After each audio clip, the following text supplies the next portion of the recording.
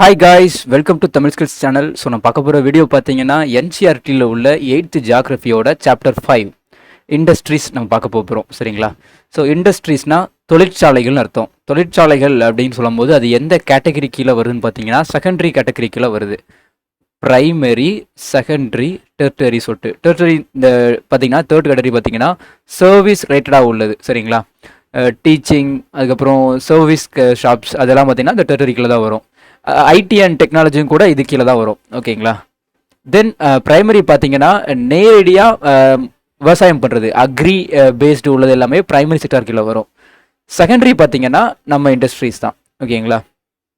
அதாவது அக்ரியிலேருந்து மேனுஃபேக்சரிங் யூனிட்டுக்கு போகிறது. ஸோ அந்த செகண்டரியை வந்து ஆல்சோ மேனுஃபேக்சரிங் அப்படின்னு சொல்லுவாங்க. ஓகேங்களா? ஓகே கைஸ், இண்டஸ்ட்ரிக்கு பேக் போன் ஆஃப் இண்டஸ்ட்ரீஸ் அப்படின்னு கேட்டாங்கன்னா ஆன்சர் வந்து அயன். இந்தியாவோட பேக் போன் அப்படின்னு சொன்னாங்கன்னா அது அக்ரிகல்ச்சர். சரிங்களா? ஓகே, இப்போ நம்ம கீழே போகலாமா? பாருங்க கைஸ், இதில் என்ன கொடுத்துருக்காங்க, செகண்டரி ஆக்டிவிட்டீஸ். ஓகேங்களா? ஸோ செகண்டரி அப்படிங்கிறது வந்து மேனுஃபேக்சரிங்னு சொல்லுவாங்க. இது வந்து என்னென்னா raw materials into product more value to people. அதாவது ப்ரைமரியில் கிடைக்கிற ரா மெட்டீரியல்ஸை இங்கே வந்து ப்ராடக்டாக கன்வே பண்ணி அதுக்கு வேல்யூ கூட்டி மக்கள்கிட்ட கொடுக்குறதா வந்து இந்த செகண்டரி ஆக்டிவிட்டீஸ். ஓகேங்களா? ரைட். அதுக்கப்புறம் முக்கியமான வார்த்தைகள் பார்ப்போமா? ரா மெட்டீரியல்ஸ் பார்த்தீங்கன்னா நிறைய டைப் பிரிக்கிறாங்க. ஓகேங்களா? ஃபர்ஸ்ட் பார்த்தீங்கன்னா ஆக்ரோ பேஸ்டு இண்டஸ்ட்ரீஸ், அப்புறம் mineral based industries, marine based industries, forest paste industries. ஓகேங்களா? ஓகே கைஸ், இப்போ ஆக்ரோ பேஸ்ட் இண்டஸ்ட்ரி அப்படிங்கிறது வந்து அக்ரிகல்ச்சர் தான். ஸோ அப்போ இங்கே வந்து ரா மெட்டீரியல் என்னவா இருக்கும்னா பிளான்ட் அண்ட் அனிமல்ஸ். சரிங்களா? அதே மாதிரி மினரல் பேஸ்ட் இண்டஸ்ட்ரீஸில் பார்த்தீங்கன்னா ஓர்ஸ் அண்ட் ரா மெட்டீரியல்ஸ். ஓகேங்களா? இது வந்து மினரல் பேஸ்ட் இண்டஸ்ட்ரீஸ்க்கு. மரைன் பேஸ்ட் இண்டஸ்ட்ரீஸ்க்கு என்ன இருக்கும் பார்த்தீங்கன்னா,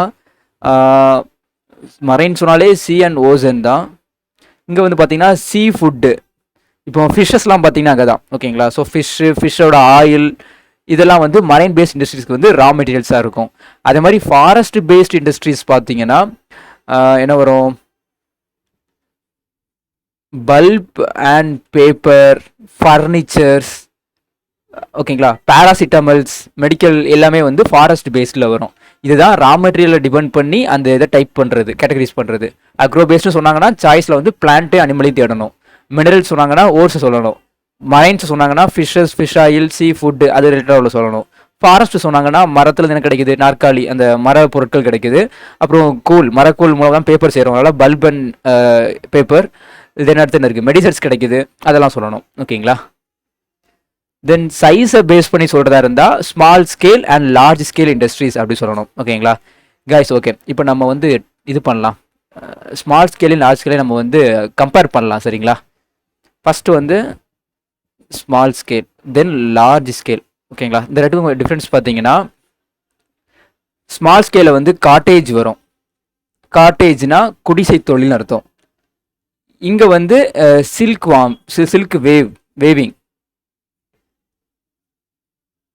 வேவிங் வரும். இது எக்ஸாம்பிள் சொல்லலாம் இதுக்கெலாம். ஓகேங்களா? அது மாதிரி இந்த ஸ்மால் ஸ்கேலில் பார்த்தீங்கன்னா எல்லாமே கையாலே பண்ணுவாங்க, ஹேண்ட் மேட் திங்ஸாக இருக்கும். இங்கே வந்தீங்கன்னா மிஷின்ஸ் யூஸ் பண்ணுவாங்க. லார்ஜ் ஸ்கேல் இண்டஸ்ட்ரீஸ் வந்து மிஷின் யூஸ் பண்ணுவாங்க. கேபிட்டல் அமௌண்ட் பார்த்தீங்கன்னா லெஸ்ஸாக இருக்கும் இந்த ஸ்மால் ஸ்கேலில். இங்கே வந்து கேபிட்டல் வந்து ஹையாக இருக்கும். ஓகேங்களா? டெக்னாலஜியும் வந்து லெஸ்ஸாக தான் யூஸ் பண்ணுவாங்க. குடிசை தொழிலுக்கும் போது டெக்னாலஜி இருக்க போகிறது இல்லைங்க. ஓகேங்களா? ஆனால் இங்கே வந்து டெக்னாலஜி எந்த அளவுக்கு அப்டேட் பண்ண முடியுமோ பண்ணிகிட்டே இருப்பாங்க. அது மாதிரி ப்ராடக்ட்ஸ் அவுட்புட்டாக வர்றது பார்த்தீங்கன்னா ஸ்மாலாக இருக்கும். அவுட்புட் ப்ராடக்ட்ஸ் வந்து கொஞ்சமாக இருக்கும். இங்கே வந்து large number of output products கிடைக்கும். ஓகேங்களா? இதுதான் ஸ்மால் ஸ்கேல் இண்டஸ்ட்ரீஸுக்கும் லார்ஜ் ஸ்கேலுக்கும் வித்தியாசம். இது எக்ஸாம்பிள் பார்த்தீங்கன்னா குடிசை தொழிலுக்கும் தொழிற்சாலைக்கும் உள்ள வித்தியாசம் தான் இந்த ஸ்மால் ஸ்கேல் லார்ஜ் ஸ்கேலுங்கிறது. சரிங்களா? சைஸை வச்சு இதை வந்து கேட்டகரி பண்ணுறது. தென் ஓனர்ஷிப் ஒரு 4-5 கேட்டகரி பிரிக்கலாம் கைஸ், நல்லாயிருக்கும் அது. இதை பற்றி ஒரு கொஸ்டின் நான் கூட பார்த்தேன், சிஜிஎல்ல தான் கேட்டிருந்தாங்க நினைக்கிறேன். சிஜிஎல்லையா இல்லை என்டிபிசிலையா ஏதோ உங்களை கேட்டிருந்தாங்க. அது கொஸ்டின் நான் சொல்கிறேன், கவனிங்க. இப்போ எனக்கு கேட்ட கொஸ்டின் எப்படி இருந்துச்சுன்னா, ஆனந்த் டைரிஸா? ஆமா, ஆனந்த் மில்க் டைரிஸா? அத குடுத்து, இதோட ஓனர்ஷிப் என்ன அப்படின்னு கேட்டிருந்தாங்க. ஸ்டேட் கவர்மெண்ட்டா, சென்ட்ரல் கவர்மெண்ட்டா, இல்ல பிரைவேட் செக்டாரா, இல்ல பப்ளிக் செக்டாரா, இல்ல அடுத்து என்ன இருக்கு? கோஆப்பரேட்டிவ் சொசைட்டியா, இல்ல இண்டிவிஜுவல்ஸா, இல்ல குரூப் ஆஃப் இண்டிவிஜுவல்ஸா சொல்லிட்டு இந்த மாதிரிலாம் கேட்டு வச்சிருந்தாங்க. ஸோ நமக்கு அதை ஆன்சர் பண்ண தெரியணும். இப்போ ஓனர்ஷிப்பை டிபெண்ட் பண்ணி சொல்லணும்னு சொன்னா, சில கம்பெனிஸ் சில விஷயங்களுக்கு பார்த்தீங்கன்னா, சரி,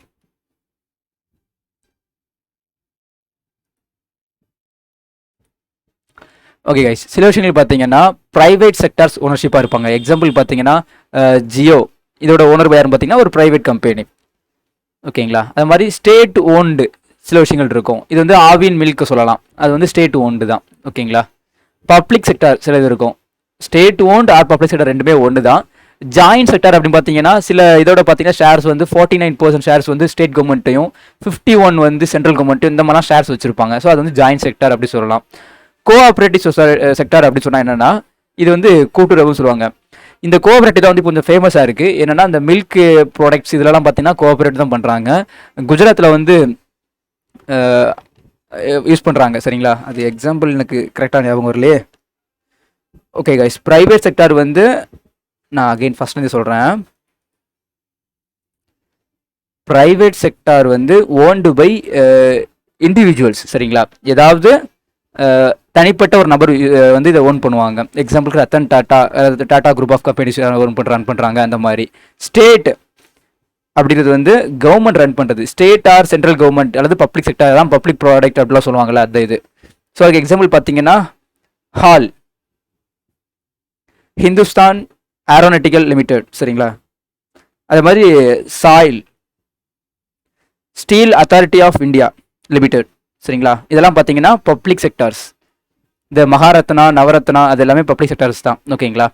அதுக்கப்புறம் ஜாயின்ட் செக்டார். ஜாயின்ட் செக்டார் பார்த்தீங்கன்னா ஸ்டேட் கவர்மெண்ட்டும் இருக்கும், அது மாதிரி ப்ரைவேட்ஸும் இருப்பாங்க. ஆர் என்ன சொல்கிறது, இண்டிவிஜுவல்ஸும் இருப்பாங்க. அதாவது 2-3 ஓனர்ஸ் வந்து சேர்ந்து நடத்துகிறதா வந்து இந்த ஜாயின்ட் செக்டார். எக்ஸாம்பிள் பார்த்தீங்கன்னா Maruti Suzuki, sorry Maruti Udyog limited. ஓகேங்களா? இந்த மாருதி உட்யாக் லிமிடெட்ங்கிறது வந்து joint sector. Right? Joint sector. அடுத்தது யார் இருக்கா? Cooperative sectors. இந்த கோஆப்ரேட்டிவ் செக்டார் என்னெல்லாம் வருவாங்க பார்த்தீங்கன்னா, இதுதான் நான் சொன்னது அந்த கொஸ்டின். இந்த கோஆப்ரேட்டிவ்ல வந்து எல்லாருமே இருப்பாங்க. அதாவது அதில் ஒர்க் பண்ணுற பீப்புளும் அதில் பார்ட்னர்ஸ் மாதிரி இருப்பாங்க. அதாவது suppliers of raw materials, raw material கொடுக்குறவங்களும் இதில் வந்து ஒன் ஆஃப் த மெம்பராக இருப்பாங்க. அல்லது ஒர்க்கர்ஸ் இருப்பாங்க, அல்லது 2 பேரும் சேர்ந்து இருப்பாங்க, அல்லது அதை யார் ப்ரொடியூஸ் பண்ணுறாங்களோ மேனுஃபேக்சராங்களோ அவங்களும் இருப்பாங்க. இந்த மாதிரி எல்லாருமே சேர்ந்து பண்ணுற ஒரு சொசைட்டி தான் வந்து கோஆப்ரேட்டிவ் செக்டார்.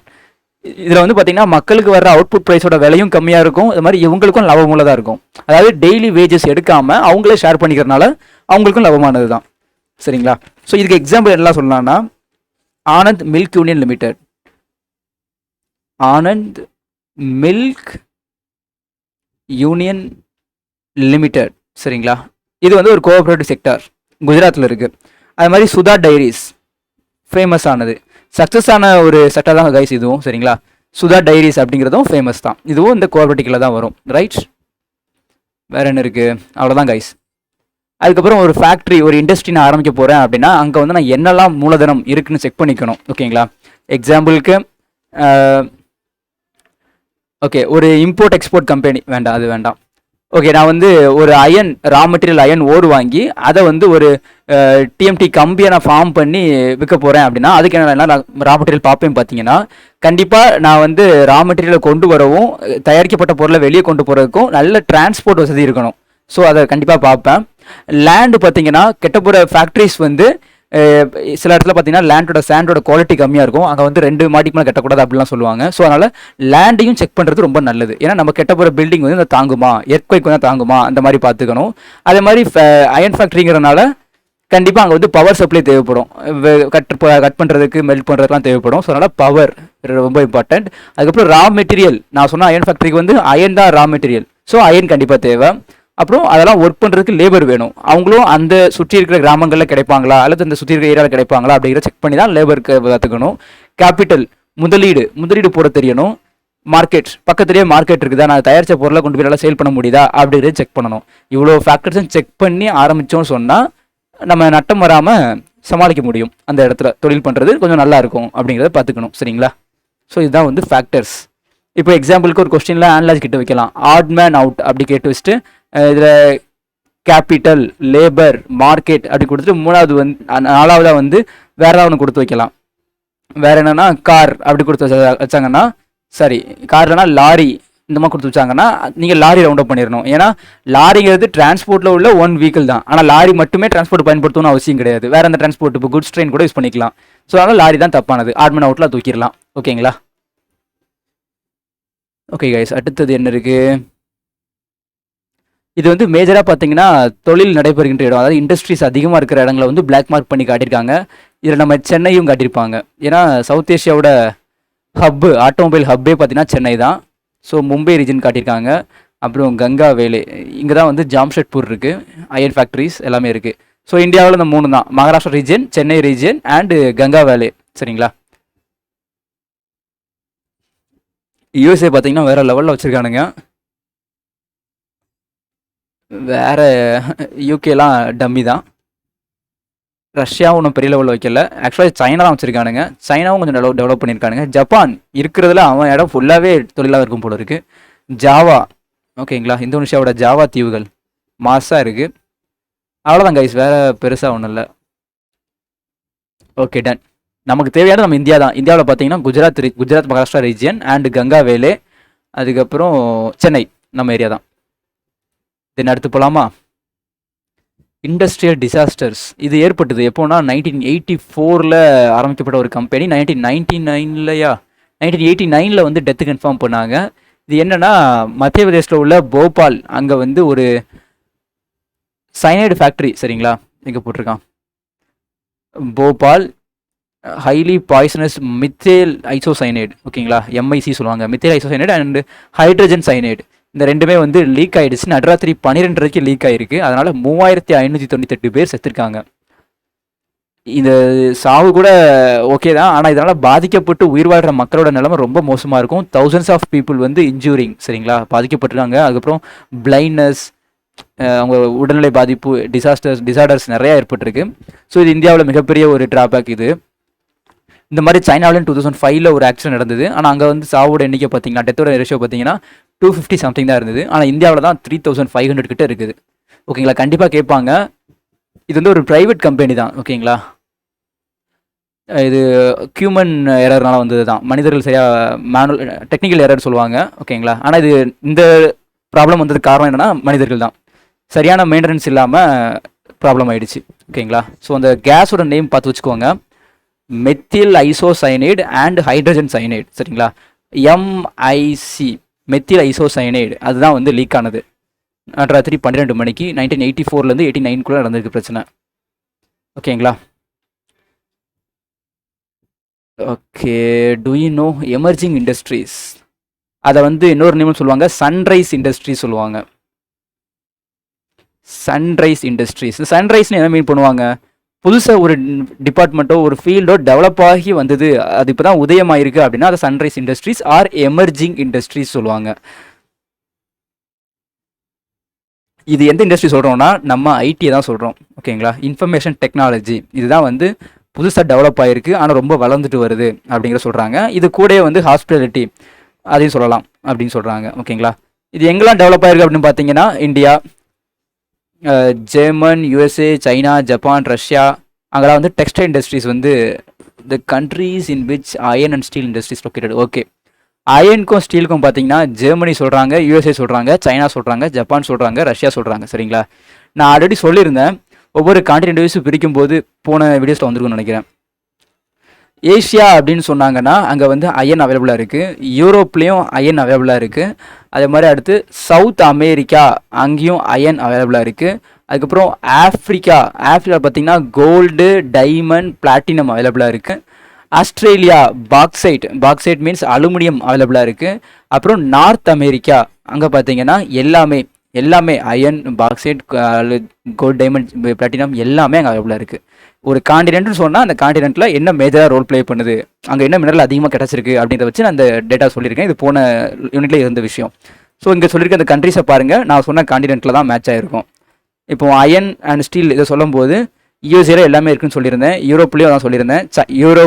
யூரோப், சைனா, இந்த ஜெர்மனி, சைனா, ஜப்பான், ரஷ்யா இது எல்லாமே நம்ம யூரோப், ஏஷியா தான். இங்கேயும் அயன் தான் சொல்லியிருந்தேன். ஓகேங்களா. அதுக்கப்புறம் டெக்ஸ்டைல் இண்டஸ்ட்ரீஸ். டெக்ஸ்டைல் எங்கெல்லாம் கிடச்சிது? காட்டன் தான் இதுக்கு வந்து ரா மெட்டீரியல். ஸோ காட்டன் எங்கெல்லாம் அதிகமாக விளையுதுன்னு பார்த்தீங்கன்னா நம்ம மகாராஷ்டிரா ரீஜன் அங்கே தான் வந்து அதிகமாக விளையுது.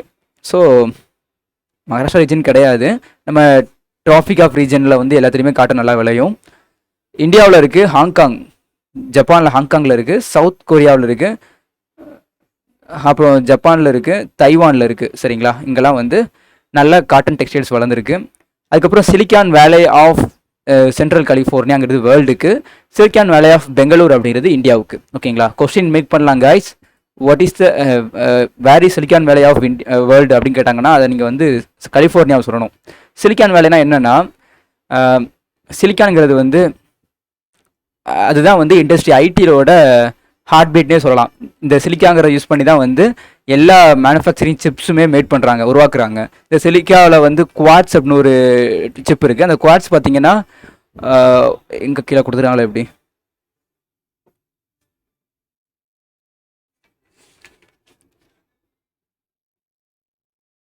Okay guys, quartz.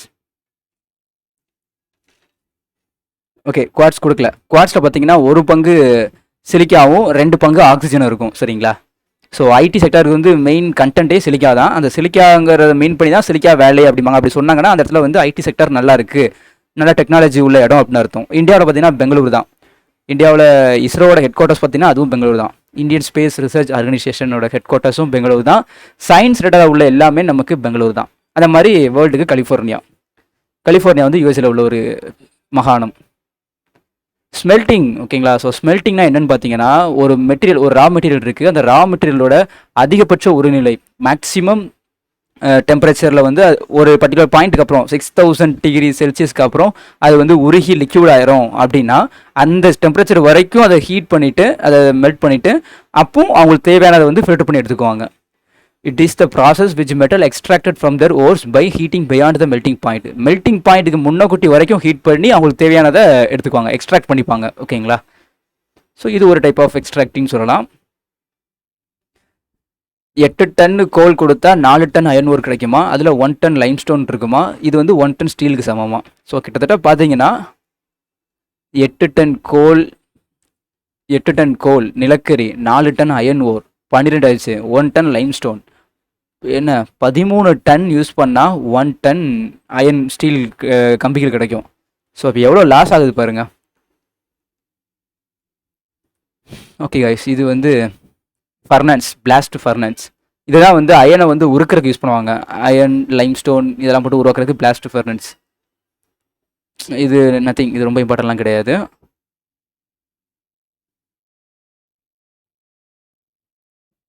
Okay guys, iron ore producing areas இதுவும் இம்பார்ட்டன்ட் இல்லை.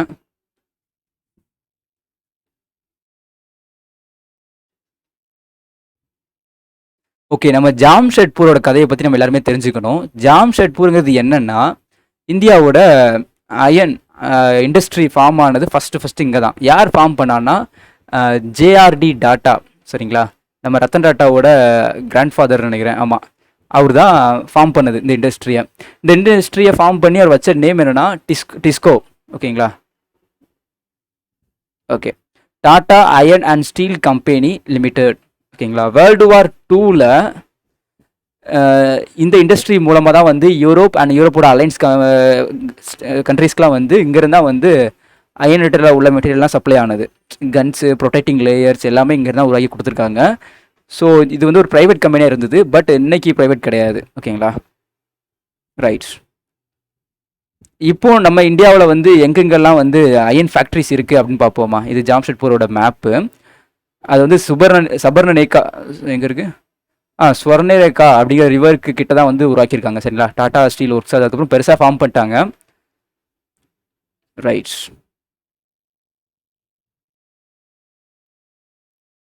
ஓகே, நான் இதை சொல்லிடுறேன் கைஸ். இந்தியாவில் சத்தீஸ்கரில் எங்கே இருக்குது அப்படின்னு பார்த்தீங்கன்னா பிலாய் பிலாய் அப்படிங்கிற லொக்கேஷனில் வந்து அயன் இண்டஸ்ட்ரீஸ் இருக்குது. ஓகேங்களா. அது மாதிரி வெஸ்ட் பெங்காலில் பார்த்தீங்கன்னா துர்காப்பூர் அங்கே இருக்குது. ஓகேங்களா. அதுக்கப்புறம் அதே வெஸ்ட் பெங்காலில் இன்னொரு இடத்துலையும் இருக்குது, புர்னாப்பூரில் இருக்குது. அதுக்கப்புறம் ஜார்க்கண்டில் ஜாம்ஷெட்பூர், சரிங்களா, இப்போ பார்த்தோமே அங்கே இருக்குது. அதுக்கப்புறம் ஒடிஷாவில் ரூர்கேலா அப்படிங்கிற இடத்துல இருக்குது. ஓகேங்களா. அதுக்கப்புறம் அகெயின் ஜார்க்கண்டில் வந்து பொக்காரோ இதெல்லாம் இந்தியன் பிளேசஸ் தான். ஓகேங்களா. அதுக்கப்புறம் டிஎன் தமிழ்நாட்டில் பார்த்தீங்கன்னா சேலமில் இருக்குது அயன் இண்டஸ்ட்ரீஸ். சரிங்களா. ஆந்திர பிரதேசில் பார்த்தீங்கன்னா விசாகப்பட்டினத்தில் இருக்குது. கர்நாடகாவில் பார்த்தீங்கன்னா விஜய்நகர் அண்ட்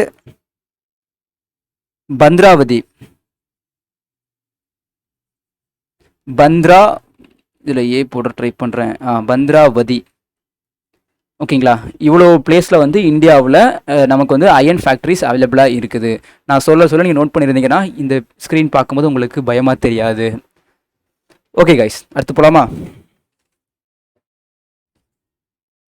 இந்தியாவோட ஃபஸ்ட்டு ஸ்டீல் பிளான்ட் எங்கே கட்டினாங்கன்னு பார்த்தீங்கன்னா ஜாம்ஷெட்பூர். சரிங்களா. இந்தியாவோட first steel plant Jamshedpur. Before இண்டிபெண்டன்ஸே கட்டிட்டாங்க. அது வேர்ல்டு வார் 1 எண்டில் கட்டிட்டாங்க கரெக்டாக. தென் பீட்ஸ்பர்க், இது வந்து என்னென்னா ஸ்டீல் சிட்டின்னு சொன்னாலே பீட்ஸ்பர்க்னு சொல்லுவாங்க.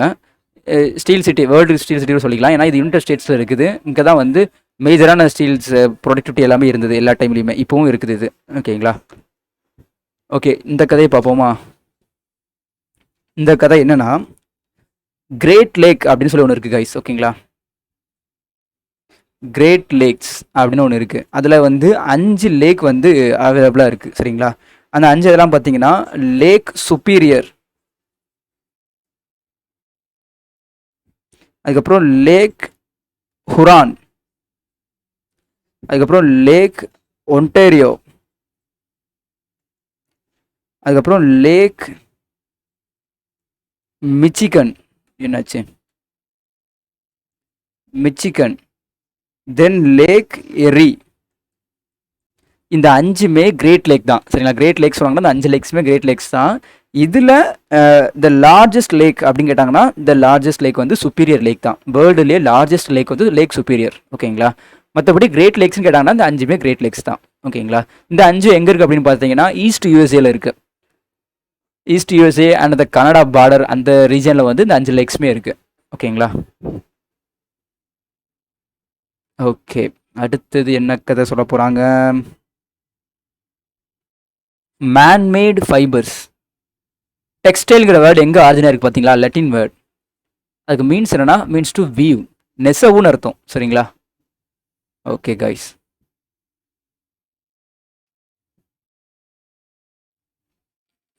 ஃபர்ஸ்ட் டெக்ஸ்டைல் மில் எங்கே இருந்து பார்க்குறீங்களா? First textile country is establish in Fort Gloster near Kolkata. So textile கண்டிப்பாக சொல்லலாம் நம்ம வெஸ்ட் பெங்கால் சைடில் தான் வந்து நிறையா பருத்தி விளைஞ்சுது. அந்த பருத்தி விளைவுகள்லாம் தடுத்துட்டு தான் பிரிட்டிஷ்காரங்க வந்து என்ன இண்டிகோ பயிரிட்டாங்க. சரிங்களா. ஸோ அதெல்லாம் ஹிஸ்ட்ரியில் நம்ம படிப்போம், அப்கமிங்கில் பார்க்கலாம். சரிங்களா. ஸோ இப்போதைக்கு ஞாபகம் வச்சுக்க வேண்டியது என்னென்னா ஃபர்ஸ்ட் டெக்ஸ்டைல் வந்து இந்தியாவில் வந்து ஃபோர்ட் க்ளோஸ்டர் நியர் கொல்கத்தா. சரிங்களா. க்ளோஸ்டர் அப்படிங்கிறது ஞாபகம் வச்சுக்கோங்க. ரைட். தென் இந்தியாவோட உற்பத்தி ஆகிற டெக்ஸ்டைல்ஸ் இண்டஸ்ட்ரியில் உற்பத்தி ஆகிற டெக்ஸ்டைல்ஸ் பார்த்தீங்கன்னா 1/3 வந்து நம்ம எக்ஸ்போர்ட் பண்ணுறோமா. ஸோ இது மீன்ஸ் வேர்ல்டில் இருக்கிற எல்லாரும் போடுற துணியில் வந்து 1/3 வந்து இந்தியாவோட பங்களிப்பும் இருக்குது. ஓகேங்களா. அதே மாதிரி மான்செஸ்டர் ஆஃப் இந்தியா அப்படின்னு சொன்னாங்கன்னா அது அகமதாபாத். ஓகேங்களா. Manchester of India Ahmedabad. இது எப்படி அகமதாபாத் சொல்கிறாங்கன்னா மான்செஸ்டர் ஆஃப் சவுத்துன்னு சொன்னாங்கன்னா கோயம்புத்தூர் சொல்லுவாங்க. அது மாதிரி மான்செஸ்டர் ஆஃப் இந்தியானா அகமதாபாத். முன்னாடி வேறு சொல்லியிருந்தாங்க, பட் இப்போ அகமதாபாத் சொல்கிறாங்க. இதுக்கு ரீசன் என்னென்னா river bank of Sabarmati river. சரிங்களா. சபர்மதி ரிவர் சைடில் இருக்கிற சிட்டி தான் வந்து மான்செஸ்டர் ஆஃப் இந்தியா அப்படிங்கிறாங்க. இப்போதைக்கு அகமதாபாத். இது ப்ரொடெக்ஷனை பொறுத்து அந்த நேம் மாறக்கூடியது. Okay. Manchester of Japan. Manchester of Japan கேட்டாங்கன்னா ஒசாக்கா. ஒசாக்காங்கிறதா Manchester of Japan. Right. Osaka வந்துருச்சு பார்த்தீங்களா. தென் அவ்வளோதான் கைஸ், இந்த யூனிட் ஓவர். ஸோ இன்னும் ஒரே ஒரு சின்ன யூனிட் இருக்குது, அதுவும் தான். அது பார்த்ததுக்கப்புறம் 8th geography over. Okay. Fort Gloster is located in West Bengal. நம்ம இப்போ தான் பார்த்தோம். எதுக்கு பார்த்தோம்? இந்தியாவோட ஃபர்ஸ்ட் டெக்ஸ்டைல் இண்டஸ்ட்ரி வந்து இந்த ஃபோர்ட் க்ளோஸ்டரில் தான் இருக்குது. ரைட்டுங்களா. Which one of following is natural fibre? Jute வந்து நேச்சுரல் ஃபைபர். இப்போ அதே மேன்மேட் ஃபைபர்ஸ் பார்த்தீங்கன்னா நைலான் சொல்லுவாங்க. அதுக்கப்புறம் பாலிஸ்டர்ஸ். பாலிங்கிற பேர் வந்தாலே அது நம்ம ஆட்கள் உருவாக்குனது தான். அதுக்கப்புறம் அக்ரிலிக், அதுக்கப்புறம் ரேயான். சரிங்களா. இதில் இந்த 4மே வந்து மேன்மேடு ஃபைபர்ஸ் தான். ஜூட்டு தான் வந்து இயற்கையான ஃபைபர், நேச்சுரல் ஃபைபர். இந்த மேன்மேட் ஃபைபர்ஸில் நைலானுக்கு வந்து பெயர் காரணம் எப்படி சொல்லுவாங்கன்னா, இதை மேன்மேடு மனிதர்கள் உருவாக்கும் போது இதில் ஈடுபட்டிருந்த ரிசர்ச் டீம் பார்த்தீங்கன்னா யுஎஸ்ஏ அண்ட் யூகே, அங்கே உள்ள 2 டீம் தான். எக்ஸாக்டாக இந்த 2 கண்ட்ரிகளையும் பார்க்கும்போது யூஎஸ்ஏல வந்து நியூயார்க்கில் உள்ள டீமும் யூகேல வந்து லண்டனில் உள்ள டீமும் ஜாயின் பண்ணி தான் பண்ணியிருந்தாங்க. ஸோ அதுக்கு நேம் கொடுக்கும்போது நியூயார்க்லேருந்து என்ஒய். ஓகேங்களா. நியூயார்க் நீங்கள் எழுதுனீங்கன்னா இந்த மாதிரி என் வச்சு ஒய் தான் வரும். ஸோ அதனால் என்ஒய். லண்டன்லேருந்து லோன், அந்த ஃபஸ்ட் இதை எடுத்து நைலான் அப்படின்னு கிரியேட் பண்ணி வச்சுருக்கதா சொல்லுவாங்க. ஓகேங்களா. ஸோ இது ஏன் சொல்கிறேன்னா, நிறைய பேர் நைலானுங்கிறத மேன்மேடில் இல்லாமல் நேச்சுரல் நினச்சிட்டு இருப்பாங்க. ஸோ இந்த கதையை வச்சாவது இதை வந்து மேன்மேடுங்கிறத ஞாபகம் வச்சுக்கோங்க. ரைட். அதுக்கப்புறம் இதெல்லாம் சும்மா தான். ஓகே கைஸ், அவ்வளோதான். இந்த வீடியோ முடிஞ்சுது. ஸோ நெக்ஸ்ட் வீடியோவில் பார்க்கலாம். இந்த வீடியோ பிடிச்சிருந்தா லைக் பண்ணுங்கள். ஏதாவது டவுட் இருந்தால் கமெண்ட் பண்ணுங்கள். இப்போ பார்த்த கொஸ்டின்ஸ் ஏதாவது ஒன்று நீங்கள் உங்கள் எக்ஸாமில் பார்த்தீங்கன்னா அதையும் கமெண்ட் பண்ணுங்கள். எல்லாருமே தெரிஞ்சுக்கிறட்டும். சரிங்களா. ஓகே கைஸ், தேங்க்ஸ் ஃபார் வாட்சிங் தமிழ் ஸ்கில்ஸ் சேனல். தேங்க்யூ.